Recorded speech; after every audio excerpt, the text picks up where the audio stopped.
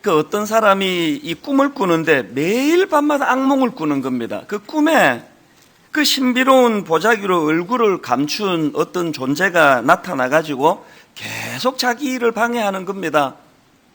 어떨 때는 이 재산을 모아놓으면 그것을 빼앗아 가버리기도 하고, 또 어떨 때는 기쁜 일이 생기면은 그것을 누리지 못하도록 금방 마음에 불안을 심고 공포를 심어가지고 그 기쁨을 하나도 못 누리게 하는 겁니다. 또 그런가 하면은 어떨 때는 이제 배가 고파가지고 음식을 먹으려고 하면은 그 음식을 빼앗아 가버리기도 하고, 또 잠을 자려고 하면은 평안을 빼앗아서 잠을 못 자게 하고, 계속 그냥 꿈마다 나타나가지고 집요하게 계속 그 자기를 괴롭히는 겁니다. 세상에서 이 명성을 얻으려는 순간에 와가지고 꿈이지만 너무너무 기뻐하고 있는데 바로 그 순간에 그 보자기로 얼굴을 감춘 그 존재가 나타나가지고 음해하고 없는 말을 퍼뜨리고 그러면서 이 나쁜 평판을 그냥 만들어가지고 또 물거품이 되게 만들고, 이런 일이 이제 계속 반복이 되는 겁니다. 어느 날에는 이제 결혼식을 올리는 꿈을 꾸었는데요. 그 사랑하는 신부의 손을 잡고 이 결혼 서약을 하려고 하는데 그 보자기로 얼굴을 감춘 존재가 또 나타난 겁니다. 그러면서 소리치기를, 이 결혼은 이루어질 수 없다. 이게 꿈이지만 너무 이게 견딜 수가 없어가지고 이제 그 사람이 이렇게 소리를 친 겁니다. 도대체 너는 누구냐? 그러면서 이제 보자기로 그 얼굴을 가진 그 형체를 이렇게 보자기를 벗겨버렸더니 놀라운 일이 벌어진 거예요. 그 감추어진 얼굴이 다름 아닌 자기 얼굴이 되는 거예요. 제가 최근에 어느 목사님의 설교를 듣다가 이 예화를 제가 듣게 됐는데요. 이 부흥을 지금 준비하고 또 책을 읽고 자료를 모으고 하는 그런 입장이다가 보니까 이 이야기가 제게 너무나 강력하게 이게 맺혀가지고요. 이 부흥이라는 두 단어하고 이 보자기로 형체를 가린 그 사람이 바로 자기 자신이라는 이게 매치가 되니까 오래 이 장면이 이 이야기가 자꾸 머리 떠오르는 겁니다. 사실 여러분, 이 세상살이가 힘들지 않습니까? 환경이 지금 너무 어렵고 경제가 안 풀리고 더군다나 대인관계 때문에 너무너무 이상한 사람들이 주변에 많으니까 이 관계의 어려움 때문에 그렇게 호소하는 분들이 많지만요. 그러나 여러분, 이 형체를 알 수 없는 보자기로 그 자기 얼굴을 감춘 그 존재는 다름 아닌 자기 자신이라고 하는 그 이야기가 들려주는 것처럼 결정적으로 내 인생을 방해하는 건 외부에 있지 않고 그게 나 자신이라는 겁니다. 저는 항상 그런 생각을 하는데요.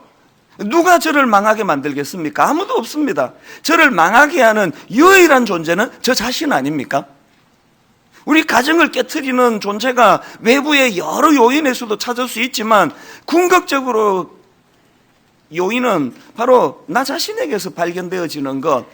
저는 그 보자기 이야기를 듣고 난 이후로 요즘에 우리 청년들이 이 부흥과 관련해 가지고 이제 자주 부르는 그 찬양 가사 하나가 머릿속에 이렇게 불쑥 들어오더라고요. 주의 꿈을 안고 일어나리라, 선한 능력으로 일어나리라, 이 땅의 부흥과 회복은 바로 나로부터 시작되리. 주의 꿈을 안고 일어나리라, 선한 능력으로 일어나리라, 이 땅의 부흥과 회복은 바로 나로부터 시작되리. 여러분, 이제 우리가 이 부흥에 관한 설교를 이제 몇 주 동안 들으실 동안에 내내 이 찬양 가사를 기억하셔야 됩니다. 주의 꿈을 안고 일어나야 되고요, 선한 능력으로 일어나야 되는데 그 부흥과 회복은 다른 그 무엇으로서가 아니라 나 자신부터 시작이 되는 거예요. 우리가 너무너무 이제 한국 교회 안에 참 슬픈 그 현상이 뭐냐? 이 비관주의. 계속 말만 하면 한국 교회는 안 된다, 우리 교회는 어렵다, 우리 교회는 부흥이 안 된다, 이런 말들을 대내고 있지만 진짜 안 되는 것은요, 자기를 돌보지 않고 남들만 보는 태도 아닙니까? 그래서 이 부흥을 우리가 설교를 들을 때 항상 이 땅의 부흥과 회복은 바로 나로부터 시작되리. 우리 자신이 우리를 점검하고 우리 자신을 돌아보고 하나님은 우리에게 부흥의 길로 인도하시는데 그것을 가로막는 짓을 하는 자는 다름 아닌 나 자신이다. 이걸 자각하는 거예요. 여러분, 우리가 사명과 관련해서 잘 아는 이사야 6장 8절 말씀도 마찬가지 아닙니까? 내가 또 주의 목소리를 들으니 주께서 이르시되 내가 누구를 보내며 누가 우리를 위하여 갈고 하시니 그때에 내가 이르되 내가 여기 있나이다 나를 보내소서 하였더니 사명과 관련해서 이 구절을 모르는 분 아마 거의 없을 거예요. 굉장히 유명하고 또 중요한 말씀인데 여러분, 여기서 중요한 게 뭔지 아십니까? 내가 여기 있나이다 나를 보내소서, 이 8절 말씀이 있기 바로 전에 무슨 말씀이 전제가 되느냐 보니까요, 바로 그 앞에 나오는 이사야 6장 5절을 보십시오. 그때에 내가 말하되 화로다 나여 망하게 되었도다. 여러분, 지금 하나님께서는 내가 여기 있나이다 나를 보내소서, 이런 인생의 확신이 있는 사람은 얼마나 행복하겠습니까? 자기 인생에 꿈이 있고 인생의 목표가 있고 내가 어디로 가야 되고 뭘 하며 살아야 되는지를 분명하게 아는 이사야 6장 8절, 이 말씀이 가능하기 위해서는 이 말씀의 바로 앞에 나오는 전제가 뭐라고요? 화로다 나여 망하게 되었도다.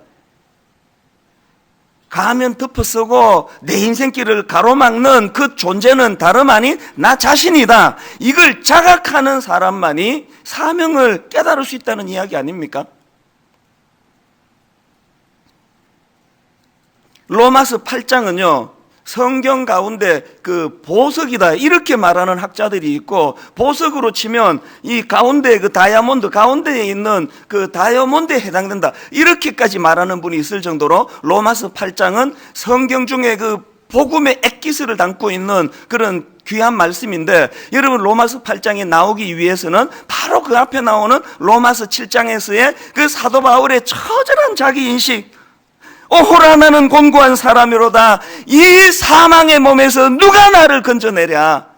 자기 자신에 대해 이렇게 처절하게 절망하고 처절하게 고뇌하는 이 아픔이 바울에게 있었기 때문에, 그래서 전적인 복음만 의지하는 로마서 8장에 그 승리의 아름다운 말씀이 나오게 된 거 아닙니까?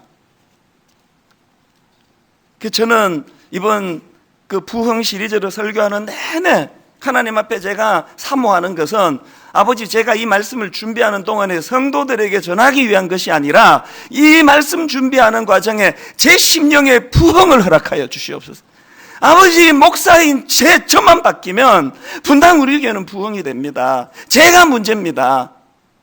누구를 탓하는 것이 아니라 하나님이 말씀을 준비하는 과정에서 진실로 종이 이 부흥을 방해하지 않는 그런 얼굴을 수건으로 가리고 나타나는 그런 존재가 아닌 하나님의 뜻을 잘 살펴서 분당 우리 교회가 참으로 부흥을 맛보는 그런 아름다운 도구로 쓰임받기를 원합니다.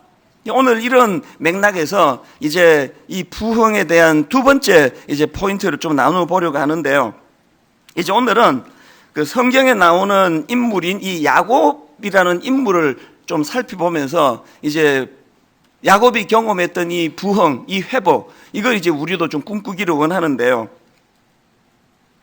야곱을 제가 이렇게 쭉 살펴보니까 참 부러운 게요, 야곱은 다 아시지만 그렇게 막 훌륭한 인격을 가진 사람은 아니지 않습니까? 그래서 성경에서 참 친숙함을 느끼게 만드는 그런 인물인데, 그런데 야곱이 귀한 것은요, 고비고비마다 야곱은 부흥을 경험합니다. 제일 먼저 야곱이 부흥을 경험하는 그 사건이 창세기 28장에 나오는 이 베델에서의 부흥 사건입니다. 얼마나 간사하고 자기 꿈을 이루기 위해서는 남의 눈에 눈물 흘리게 만드는 것쯤이야 식은 죽 먹듯이 해대던 이 야곱이 자기 형의 그 장자 축복권을 못 가로채가지고 안달복달해가지고 아버지를 속이고 그 자기 형 에서는 두 번씩이나 결정적으로 그렇게 속여가지고 장자권을 탈취하는 짓을 저질렀는데 부작용이 생긴 거예요. 창세기 27장 41절에 보니까요, 그의 아버지가 야곱에게 축복한 그 축복으로 말미암아 에서가 야곱을 미워하여 심중에 이르기를 아버지를 곡할 때가 가까웠으니 내가 내 아우 야곱을 죽이리라 하였더니, 무슨 부작용이 생긴 겁니까? 지금 사리가 느껴질 정도로 형이 자기에 대하여 격분하고 있는 거예요. 이러고 있다가 내가 무슨 일을 당할지 모르겠다는 두려움에 빠져가지고 야곱 인생에 전혀 계획이 없었던 야반 도주하듯이 그렇게 지금 집을 빠져나와 도망을 치는 그런 일이 일어난 거예요. 외삼촌 라반이 살고 있는 하란이라는 곳으로 지금 갑자기 예정에 없던 그런 인생의 내리막길을 지금 치닫는데요. 우리 중에 그런 쓸쓸한 밤을 겪어보신 분이 계실 거예요. 예정에 없던 그런 도피 생활을 시작하면서 밤이 되니까 온 사방이 짐승 소리가 들리고 몸 하나 이 피할 곳이 없는데, 그리고 고독하기 이를 데 없는데, 그 절망적인 야반 도주하던 그날 밤 돌을 배기하고 누워 있는데 하나님이 그를 만나 주십니다. 그를 찾아주시고 그에게 많은 축복의 말씀을 주시는데요. 특히 창세기 28장 15절에 보니까 이런 말씀을 하십니다. 내가 너와 함께 있어 내가 어디로 가든지 너를 지키며 너를 이끌어 이 땅으로 돌아오게 할지라. 내가 내게 허락한 것을 다 이루기까지 너를 떠나지 아니하리라 하신지라. 이 큰 은혜를 그가 경험하고 그날 그가 부흥을 경험하는 겁니다. 이게 야곱이 경험한 첫 번째 부흥인데요. 그런가 하면은 야곱이 두 번째로 경험한 부흥은 창세기 32장에 나오는 야복 나루에서 경험한 부흥인데요. 이 사건 역시도 야곱이 위기 중에 경험했던 사건입니다. 이제 앞에서 야곱이 베델에서 도피하다가 큰 부흥을 경험하고 넉넉한 또 든든한 마음을 가지고 이제 하란에 있는 외삼촌 라반의 집으로 가는데요. 거기서 20년 동안 기거하게 됩니다. 그 과정에서 야곱이 많은 은혜를 누려가지고요, 많은 재물과 큰 가족을 이루게 되는데요. 이제 20년 만에 다시 자기 고향으로 이제 귀향길이 오릅니다. 그런데 외삼촌 라반의 집을 떠나 귀향길에 오르는 야곱에게 근심거리가 하나 있었는데요. 두려움이 하나 있었는데, 형 에서를 대면하는 일이에요. 과연 형이 나를 용서해 주실까? 여전히 나를 죽이려고 달려드는 건 아닐까? 얼마나 그것이 두려웠던지 야곱은 홀로 야복 나루에서 밤을 새워 기도합니다. 그 밤에 천사와 더불어 씨름을 하며 이 환도뼈가 위골되면서까지 간절하게 기도하는데, 그날 밤에 야곱이 큰 부흥을 경험합니다.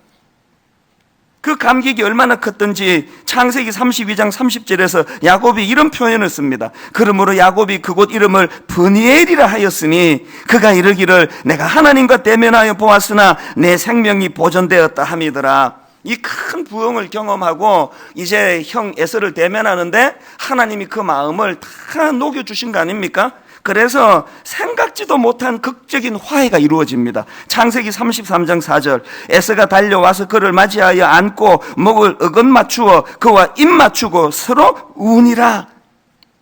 야곱 일생 중에 가장 기뻤던 날일 거예요. 이제 야곱에게 더 이상 문제가 없어진 거예요. 이제 장애물이 없습니다. 이제 고향으로 다시 돌아왔죠. 가장 인생의 근심거리를 제공했던 그 문제가 풀려졌죠. 그러면 야곱이 어떻게 해야 되는 겁니까? 창세기 28장에서 하나님과 했던 약속, 다시 애굽으로 돌아가야 되는데, 참 이 야곱에게 문제가, 또 우리 모든 인생에게 문제가요, 화장실 갈 때 마음 다르고 갔다 올 때 마음이 다르다는 거, 이게 한국 사람에게만 해당되는 게 아닌가 봐요. 하나님과의 약속을 까마득하게 다 잊어버리고 베델로 올라가지를 않고 세겜으로 갑니다. 여기서 야곱이 또 한 번 절망적인 사건을 경험하는데요. 창세기 34장 1절 2절입니다. 레아가 야곱에게 낳은 딸 디나가 그 땅의 딸들을 보러 나갔더니 히위 족속 중 하몰의 아들 그 땅의 추장 세겜이 그를 보고 끌어들여 강간하여 욕되게 하고. 여러분, 아비로서 이것보다 더 절망적인 사건이 있겠습니까? 더군다나 그 과정에서 야곱의 아들들이 분노해가지고 그 복수를 해버리는 바람에 지금 야곱 일행이요, 그 지역 사람들에게 몰살당할 위기에 지금 처해 있습니다. 베델로 가지를 않고 세겜으로 달려간 야곱에게 찾아온 또 다른 고난, 이 절망적인 상황 앞에 야곱이 다시 한번 하나님 앞에 결단하는 부흥을 이제 경험하게 되는데요. 이게 야곱이 경험한 세 번째 부흥입니다. 그게 오늘 본문 창세기 35장 3절 말씀입니다. 우리가 일어나 베델로 올라가자. 내 환난 날에 내게 응답하시며 내가 가는 길에서 나와 함께 하신 하나님께 내가 거기서 제단을 쌓으려 하노라 하며, 이 야곱의 세 번째 부흥이 왜 중요한가 하면은 여기서 지금 이 야곱의 인식이 달라진 거예요. 뭐가 달라졌느냐? 바로 그 다음 나오는 창세기 35장 6절 7절을 보십시오. 야곱과 그와 함께한 모든 사람이 가나안 땅 루스 곧 베델에 이르고 그가 거기서 제단을 쌓고 그곳을 엘 베델이라 불렀으니 이는 그의 형의 낯을 피할 때에 하나님이 거기서 그에게 나타나셨습니다. 이 베델은 원어로 보면 하나님의 집이란 뜻이에요. 그런데 여러분, 거기다가 하나님을 뜻하는 엘을 야곱이 더 덧붙입니다. 베델이 하나님의 집이라는 뜻이라면 엘 베델은 그 하나님이 하나님의 집에 거하시는 하나님. 베델과 엘 베델의 차이를 아시겠죠? 베델은 하나님의 집, 다시 말해 그 공간을 강조한 것이라면 엘 베델은 그곳에 계시는 하나님을 강조한 거예요. 이게 부흥을 경험한 다윗에게서 나타난 결정적인 변화예요. 오늘 여기 수많은 사람들이 하나님의 베델을 원합니다. 엘 베델을 원하지 않아요. 그냥 복만 달라는 게, 복만. 하나님에 대해서 관심 별로 없고 복만 주시래, 복. 뭐 그분이 뭐 알라신이든 뭐 부처님이든 뭐 하나님이든 나 관심 없고 그냥 베델, 그 복만 달라는 게, 복만. 그게 뭐가 부흥이냐? 역대하 7장 14절에 보니까 내 이름으로 일컫는 내 백성이 그들의 악한 길에서 떠나 스스로 낮추고 기도하여, 그 다음 보세요, 내 얼굴을 찾으면 내가 하늘에서 듣고 그들의 죄를 사하고 그들의 땅을 고칠지라. 뭐가 부흥이라고요? 하나님이 주시는 그 무엇에 관심이 있던 우리의 이 시선이 하나님의 존재 그 자체에게로 시선이 옮겨가는 것, 이걸 부흥이라 그럽니다. 옛날 우리 어른들은요, 이 찬양 많이 불렀습니다. 존귀 영광 모든 권세 주님 홀로 받으소서, 멸시천대 십자가는 제가 지고 가오리니. 요새 이 찬양 거의 안 부르는 것 같아요. 일말의 가책이 양심이 있어가지고. 정말 그렇게 되기를 원하십니까? 존귀 영광 모든 권세 주님이 받으실 수만 있다면 멸시천대 십자가 내가 기꺼이 지고 가겠습니다. 여러분 정말 그렇게 원하세요? 존귀 영광 모든 권세 제가 지고 제가 누리고 가겠사오니 멸시천대 십자가는 주님 지고 가옵소서. 딱 신앙의 행태가 이거 아닙니까? 주님이 어떤 조롱을 당하시든 주님의 이름이 이 세상에서 안 믿는 사람들에게 집 밟히든 말든 그저 내 한 교회 잘 되고 그저 내가 갖고 있는 이 지분, 제가 제일 두려운 게 뭔지 아십니까? 내 은퇴하고 노망 들까 봐 그게 제일 두려워요. 제일 내가 개척한 교회 죽을 때까지 내가 여기서 내 지분을 누리고 내 그렇게 될까 봐 그게 제일 두려운 거예요. 그래서 한때는요, 정말 하나님 한때는 제가 오래 살지 않게 해달라고, 내 역할이 다 끝나면 고통당하지 않고 바람처럼 아버지 내 존재가 사라지기를 원합니다. 요새는 그런 기도를 안 합니다. 가평에 대한 이제 사명이 생기고부터는 하나님 저 오래 살게 해달라고. 부흥은요, 베델에서 엘 베델, 하나님의 집에 관심을 갖고 있다가 하나님의 집에 거하시는 하나님에게로 관심이 옮겨가는 것, 저는 이런 영적 부흥이 일어나게 되기를 바랍니다. 그래서 오늘 저는 이 본문 말씀을 가지고요, 이 부흥과 관련한 이 세 가지 요소에 대해서 좀 살펴보려고 하는데요. 자, 첫째로 오늘 본문에서 발견되는 이 부흥과 관련된 세 가지 요소 중에 첫째가 뭐냐? 이 배후에서 주도하시는 하나님. 지난 주일에도 강조했고 또 강조하고 앞으로 또 강조할 거예요. 부흥이 하나님이 주도하시는 거면 부흥이고요, 인간이 주도하면 그 사이비예요. 여러분, 제가 앞에서 창세기 35장 3절에서 야곱이 우리가 일어나 베델로 올라가자 이렇게 선언했다고 말씀드렸는데, 그 야곱의 선언이 있기 바로 전에 뭔 일이 있었나? 그 앞에 1절을 한번 보십시오. 하나님이 야곱에게 이르시되 일어나 베델로 올라가서 거기 거주하며 내가 내 형 에서의 낯을 피하여 도망하던 때에 내게 나타났던 하나님께 거기서 제단을 쌓으라 하신지라.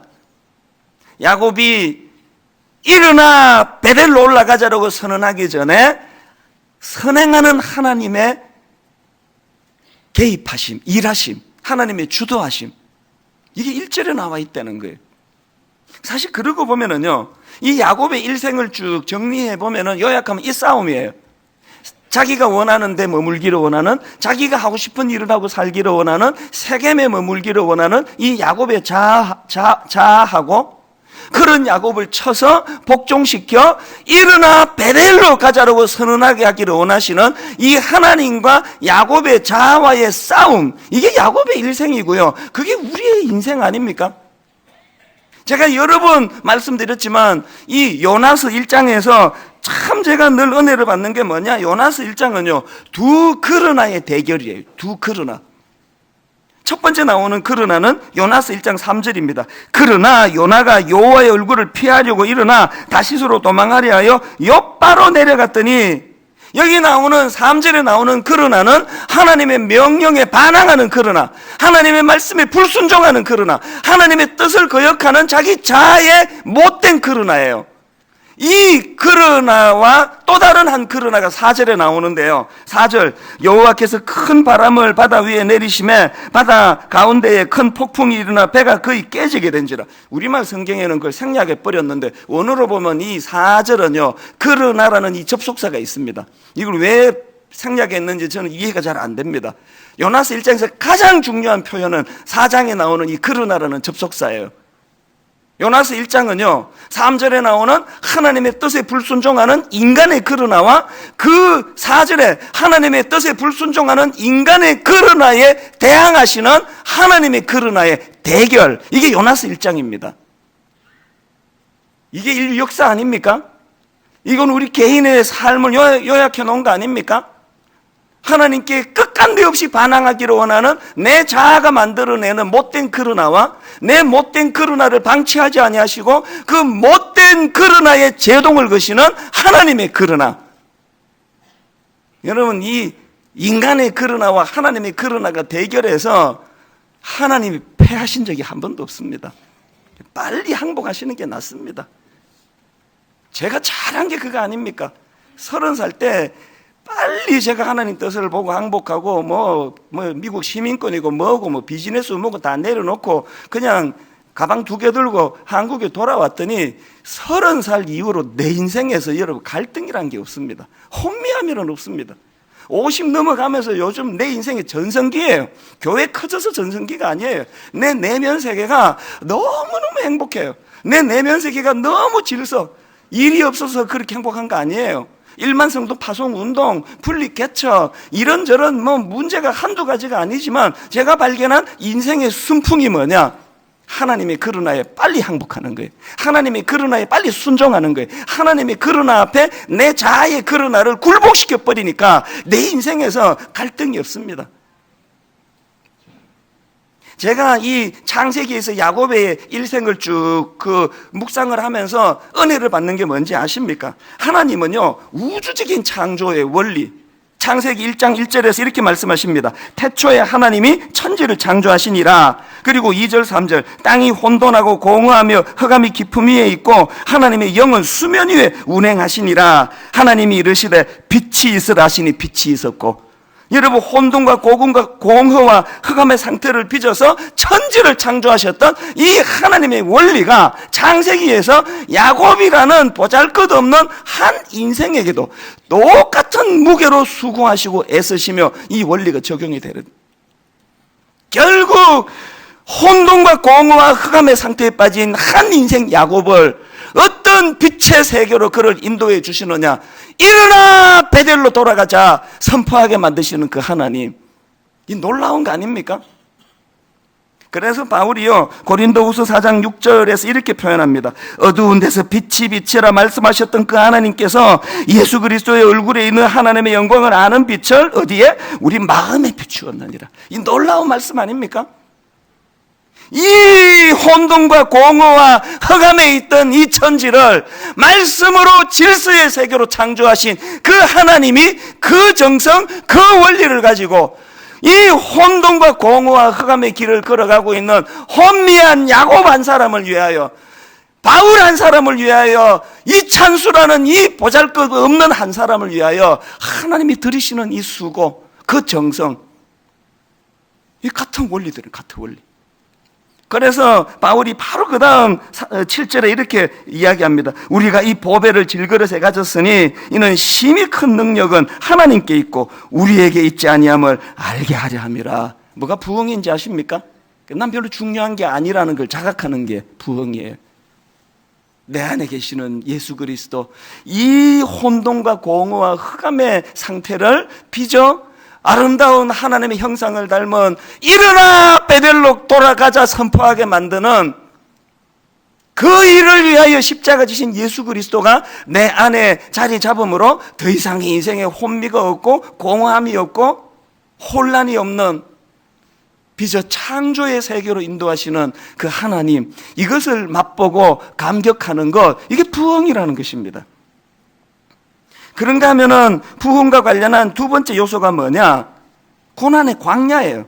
이 묵상과 침묵이 필요한 고난의 광야, 이게 부흥을 만드는 또 한 요소라는 겁니다. 제가 앞에서 말씀드렸지만요, 야곱의 삶에 중요한 고비고비마다 그가 부흥을 경험하는데, 그 야곱이 경험한 하나님의 개입하심과 부흥의 모든 공통점은 다 잘 될 때가 아니에요. 다 광야예요. 다 홀로예요. 비참할 때예요. 돌을 베개하고 누워 잘 때예요. 야뽕나루에서 안절부절 못하고 있을 때예요. 딸이 성폭행을 당해서 온 가족이 몰살당할 것 같은 절망적인 상황, 이게 재료가 되어서 부흥을 맛보드리는 거예요. 그래서 제가 이 부흥을 공부하다가 발견한 게 뭐냐, 우리나라에서는 이상하게 부흥이라 그러면 다 동적으로 생각합니다. 또 그런 요소가 또 없는 건 아니에요, 사실은. 그래서 부흥과 관계되는 거 다 막 운동성, 막 액티브한 거, 부흥회, 그러면 평소에는 조용히 찬양하는 사람도 부흥회 때는 막 이렇게 찬양해야 되고요. 할렐루야 막 찬양하고, 평소에 조용히 설교 듣는 사람도 부흥회 때는 막 아멘! 아멘! 이런 게 좀 우리 몸에 익은 거 아닙니까? 이게 뭐 부흥, 그러면 굉장히 동적인 걸로 생각하지만요, 사실은 여러분, 진짜 부흥의 출발은요, 다 정적이에요. 광야예요. 고독이에요. 침묵이에요. 묵상이에요. 도널드 맥클로우가 쓴 책인데요, 광야를 지나는 법, 이 책에 보면은 오스왈드 챔버스의 말을 인용하는데 참 이 의미 있는 말을 했습니다. 하나님은 좌절을 통해 우리를 연단하신다. 하나님은 자신의 보물을 어둠 속에 숨겨두신다. 그 다음 보세요. 아무리 찬란한 별도 밤이 되기 전에는 보이지 않는다. 제가 여기서 발견한 게 뭔지 아십니까? 진짜 멀리 있는 것은 밤에 다 보이더라고요. 우리가 뭐 낮이라고 뭐 눈으로 그냥 뭐 그렇게 설치고 다니는 게 전부 별 필요 없는 것들 보는 거 아닙니까? 여러분, 별이 낮에 보입니까? 진짜 멀리 있는 건 밤에 보이는 거예요. 불 끌 때 보여지는 게 별 아닙니까? 인생에 밤이 왔습니까? 고독하세요? 외로우세요? 자꾸 자려는데 눈물이 막 이렇게 막 베개를 적시세요? 별을 볼 수 있는 때가 온 거예요. 잘 나갈 때는 볼 수 없었던 하나님의 영광, 하나님의 얼굴, 하나님의 일하심, 하나님의 부흥, 지금 그 절호의 기회가 온 거 아닙니까? 그래서 제가 노래를 부르는 게 뭐예요? 고난은 변장하고 찾아온 축복이다. 최근에 그 신간 서적이 하나 나왔는데요, 그 문화심리학자 김정훈 교수가 쓴 책인데요, 제목이 이렇습니다. 가끔은 격하게 외로워야 한다. 아직 제가 이 책을 이제 구입을 안 했는데, 그러나 저는 이 제목만큼은 격하게 동의합니다. 가끔은 격하게 외로워야 한다. 사실은 제가 이걸 금요일 날 이제 그 인터넷으로 주문하려고 했다가 날씨 너무 추운데 이 택배 아저씨들 생각해가지고 내가 날 풀리면 주문하려고 지금 제가 이제 대기하고 있습니다. 저 착한 사람입니다. 여러분, 이 전문가가 가끔은 격하게 외로워야 한다. 뭘 말하고 싶은지 뭐 책 안 사봐도 다 아는 거 아닙니까? 고독해야? 인생의 밤을 맞아야? 외로워야? 별을 볼 수 있는 거예요. 그 버킷리스트라고요. 이제 죽기 전에 꼭 하고 싶은 거, 꼭 해야 되는 거, 이걸 이제 버킷리스트라 그러는데, 저에게 그 리스트가 하나 있습니다. 저는 죽기 전에 꼭 그 스페인의 그 산티아고 순례길, 여길 내가 죽기 전에 꼭 한번 가보고 싶어요. 사도 야고보가 그 복음을 전하느라 800km를 이제 순례하면서 복음을 전한 그 길을 이제 순례길로 만들었다 그러는데요. 이 800km는요, 여기 젊은 청년들이 열심히 걸어가지고 한 달 걸리는 거리예요. 그게 우리 같은 사람은 한 40일 걸릴 거예요. 저는 죽기 전에 40일 그 가족과 같이 가는 것도 아니고 어떤 후배랑 같이 가는 것도 저 혼자 가기로 원합니다. 40일 침묵하며 고독하며 그 순례길을 한번 걸어가는 게 내 인생의 버킷리스트인데요. 사실은 제가 지금이 안식년이거든요. 내가 이번 안식년에 오면은 한번 내가 행하리라 그랬는데, 지금 교회적으로 막 부흥에 대한 설교와 그리고 이제 올해는 다락방이 이제 부흥해야 되기 때문에 제가 눈물을 머금고 안식년을 지금 포기했습니다. 그래서 한 번씩 이제 설교 준비가 어려우면 지금 안식년인데 이런 생각을 하고는 지내는데요. 하나님이 우리 교회에 막 엄청나게 부흥을 빨리빨리 주셔가지고 한 10월 달까지 부흥이 일어나기를 원합니다. 그러면 제가 한 11월 달쯤에 이제 갈 수 있으려나 한 2달 제가 안식월을 얻어가지고 그 산티아고를 지금 갈 수 있을까 그렇게 생각하는데, 분당 우리 교회가 10월 전에는 부흥이 일어나기를 주님 이름으로 축복합니다. 저를 위한 축복이에요. 산티아고 순례길이 아니더라도요, 여러분, 격하게 고독한 길, 격하게 외로운 길 피하시면 안 됩니다. 거기에 부흥이 있는 줄로 믿습니다. 마지막 세 번째로 부흥과 관련한 이 세 번째 요소가 뭐냐? 예배의 회복, 예배의 회복. 창세기 35장 6절 7절, 야곱과 그와 함께한 모든 사람이 가나안 땅 루스 곧 베델에 이르고 그가 거기서 제단을 쌓고, 옛날 처음 베델에서 야곱이 부흥을 경험하던 28장도 마찬가지예요. 창세기 28장 18절, 야곱이 아침에 일찍 일어나 베개로 삼았던 돌을 가져다가 기둥으로 세우고 그곳에 기름을 붓고 그곳 이름을 베델이라 하였더라. 창세기 35장 14절에도 야곱이 하나님이 자기와 말씀하시던 곳에 기둥 곧 돌기둥을 세우고 그 위에 전제물을 붓고 또 그 위에 기름을 붓고 하나님이 자기와 말씀하시던 곳의 이름을 베델이라 불렀더라. 모든 부흥이 일어나는 그곳에 예배가 회복이 된다는 거예요. 분당 우리 교회가 이제 학교를 빌려서 쓰다가 보니까요, 개척 초기에 이게 목회가 안 되는 거예요. 주중에 학교가 이 공간을 다 쓰니까 모임도 안 되고 행사도 못 하고, 지금 모태신앙인으로 이 달력에 빨간 건 다 교회 행사였거든요. 제가 학교 교회 청소년 시절에는 3월 1일 등반대회, 4월 5일 이웃교회와 친선 탁구대회, 5월 5일 또 무슨 대회, 체육대회, 그렇게 다 했는데 학교를 빌렸으니까 아무것도 할 수가 없는 거예요. 사실 이 사람들이요, 오해해서 은혜를 많이 받는데요, 제가 이제 학교를 빌려서 목회를 하니까 자꾸 사람들이 이찬수 목사가 의식이 있어가지고 건물을 안 하고 학교를 빌렸다는데, 그게 다 틀린 말이에요. 의식이 있어서 한 게 아니고요, 갈 데가 없어서 왔습니다. 갈 데가 없어서. 저 건물을 안 짓겠다는 말 평생에 한 적이 없고요, 앞으로도 뭐 건물 지을 일은 없을 것 같지만 굳이 뭐 안 짓겠다는 말은 안 하고 싶은 거예요. 그러나 갈 데가 없어서 학교로 와서 있어 보니까 이 목회가 너무 어려운 거예요. 그래서 제가 어떡합니까? 위기가 오니까 하나님께 매달린 게, 하나님, 우리는 학교를 빌렸으니까 행사도 못하고 단합대회도 못하고 체육대회도 못하고, 그래서 하나님 할 수 없이 예배에 목숨 걸겠습니다. 예배에 모든 걸 걸겠습니다. 모든 에너지를 예배에다 걸겠습니다. 뭣도 모르고 그렇게 했는데요, 이게 하나님 보시기에 이 기쁘신 일인가 봐요. 제가 14년 분당 우리 개척하고 뼈저리게 경험한 거, 교회가요 체육대회 안 해도 괜찮고요, 단합대회 안 해도 되고요, 예배가 살아나면 되더라고요. 여러분 다시 한번 분당 우리 교회가 부흥을 꿈꾼다면 예배가 회복된 은혜가 있기를 원합니다. 왜 교회가 여러분 15분이 지나면 문을 닫습니까?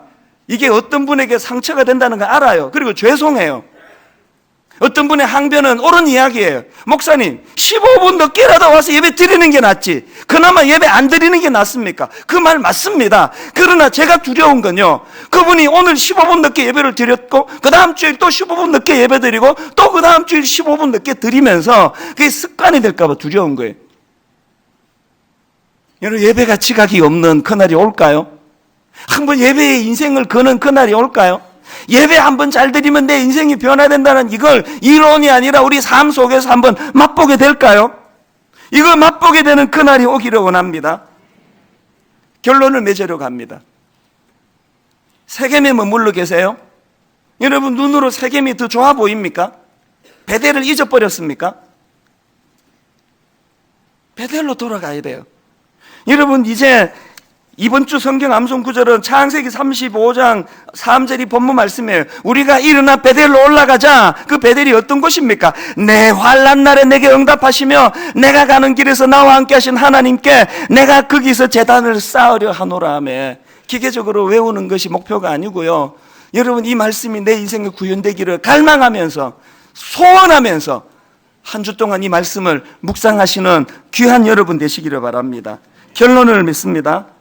보자기의 얼굴을 감춘 건 흉악한 어떤 바깥의 존재가 아니라 나 자신입니다.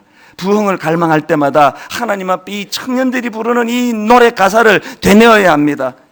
주의 꿈을 안고 일어나리라, 선한 능력으로 일어나리라.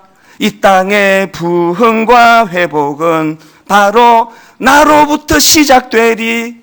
주의 꿈을 안고 일어나리라, 선한 능력으로 일어나리라.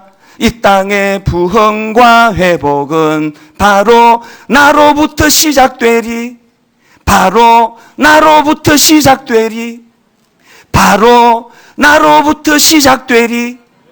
이 사실을 마음속에 인식하는 그런 복된 저와 여러분 되시기를 주님 이름으로 축복합니다. 여러분이 시선이라는 찬양을 혹시 아시는지 모르겠는데 우리들의 찬양 155번입니다.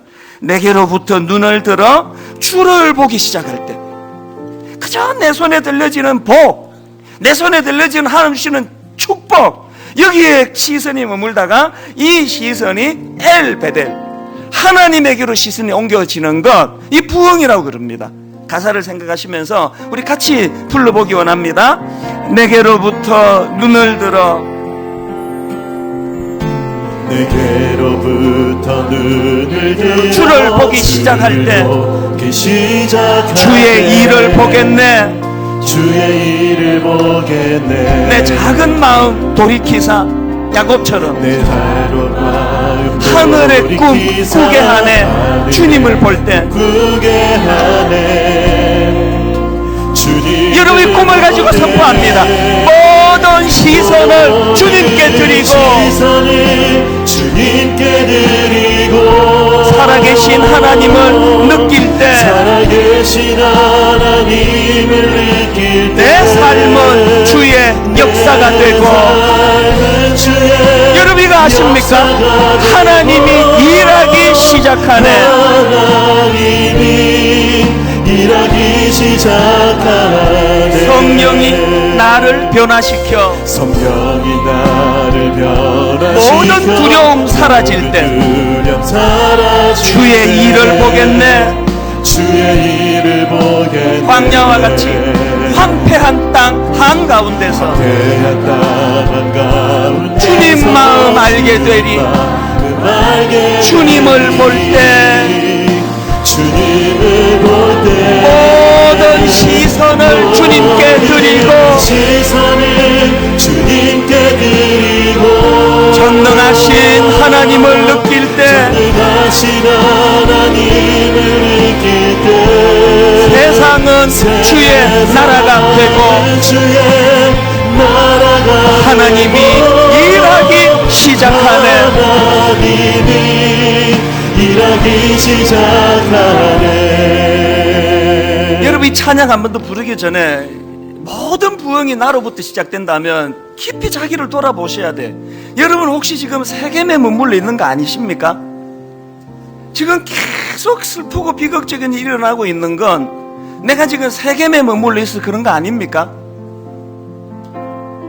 여러분 딸에게, 여러분 아들에게 가슴 아픈 일이 일어났습니까? 가정에 문제가 생겼습니까? 일이 안 풀리세요? 하나님이 흔들어 대시는 부흥을 촉구하는 메시지로 들어보시기를 원합니까? 빨리 베델로 돌아가셔야 돼요. 잊어버렸던, 내 은혜 받았던 그 기쁨, 그 절망의 순간에 어떤 은혜로 나를 보듬어 주셨던가, 그 베델로 돌아가야 돼요. 베델을 기억해야 됩니다. 다시 한번 이 찬양 부르실 동안에 아버지, 내 시선이 주님에게로 옮겨가기를 원합니다. 내게로부터 눈을 들어 주를 보기 시작할 때, 내게로부터 눈을 들어 주를 보기 시작하네. 주의 일을 보겠네. 주의 일을 보겠네. 내 작은 마음 돌이키사 내 작은 마음도 하늘의 꿈 꾸게 하네. 언제? 주님을 볼 때. 주님을 볼 이렇게 선포합니다. 모든 시선을 주님께 드리고 주님께 드리고 살아계신 하나님을 느낄 때, 살아계신 하나님을 느낄 때, 내 삶은 주의 역사가 되고 주의 역사가 하나님이 일하기 시작하네. 하나님이 내 힘으로 할 수 있는 거 아닙니다. 성령이 나를 변화시켜. 성령이 나를 변화시켜. 무슨 일로 두려우세요? 모든 두려움 사라질 때 주의 일을 보겠네. 주의 일을 보겠네. 황폐한 땅 한가운데서 무엇이 부흥입니까? 주님 마음 알게 되리. 주님을 볼 때, 주님을 볼 때 모든 시선을 주님께 드리고 시선을 주님께 드리고 전능하신 하나님을 느낄 때, 전능하신 하나님을 느낄 때 비로소 세상은 주의 나라가 되고 주의 나라 하나님이 일하기 시작하네. 하나님이 우리가 자리에서 일어나셔서 성령이 나를 변화시켜 성령이 나를 변화시켜 모든 두려움 사라질 때 사라질 때 주의 일을 보겠네. 주의 일을 보겠네. 황폐한 땅 한가운데서 주님 마음 알게 되니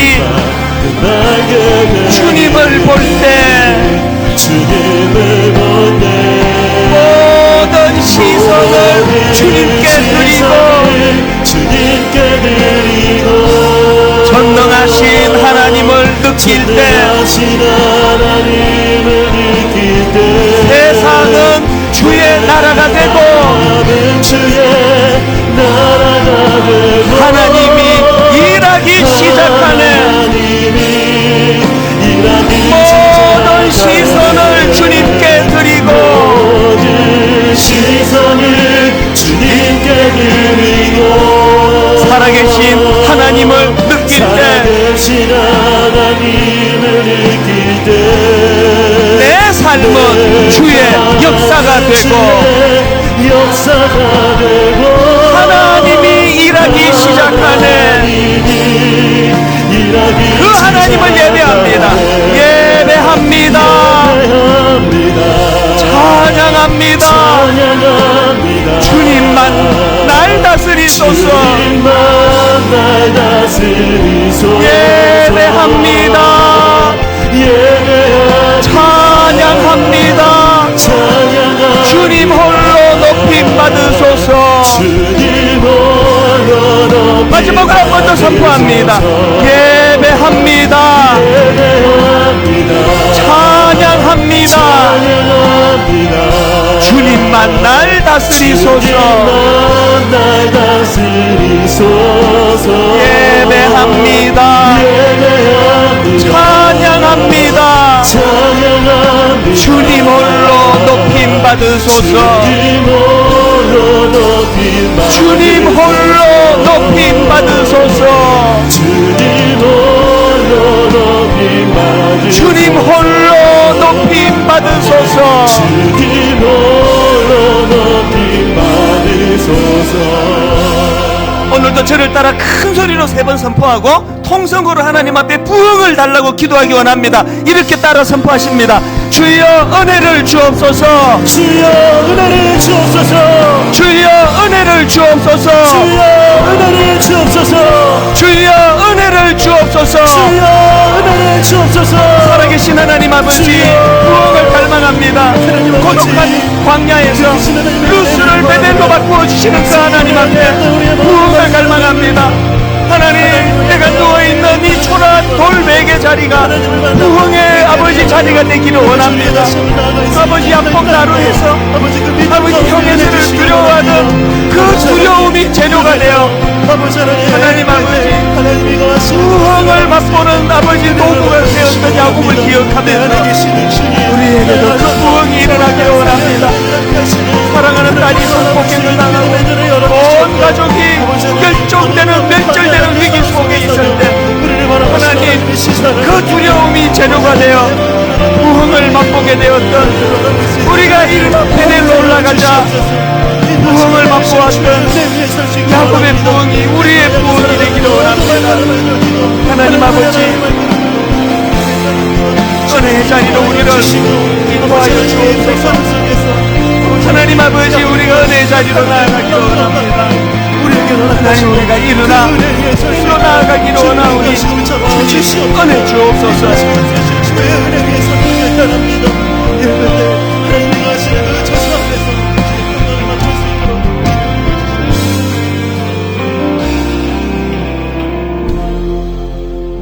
우리가 일어나 베델로 올라가자 내 환난 날에 내게 응답하시며 내가 가는 길에서 나와 함께 하신 하나님께 내가 거기서 제단을 쌓으려 하노라 하매 하나님, 이 부흥을 저희들에게도 허락하여 주옵소서. 오래 잊고 있었던, 가장 아프고 가장 상했던 그 절망적인 상황에 나를 만나 주셨던 내 인생의 내 영적인 추억 베델이 떠올려지게 하여 주시고 아버지, 그 하나님의 은혜를 구하는 영적인 베델로 올라가는 부흥을 저희들에게 허락하여 주시옵소서.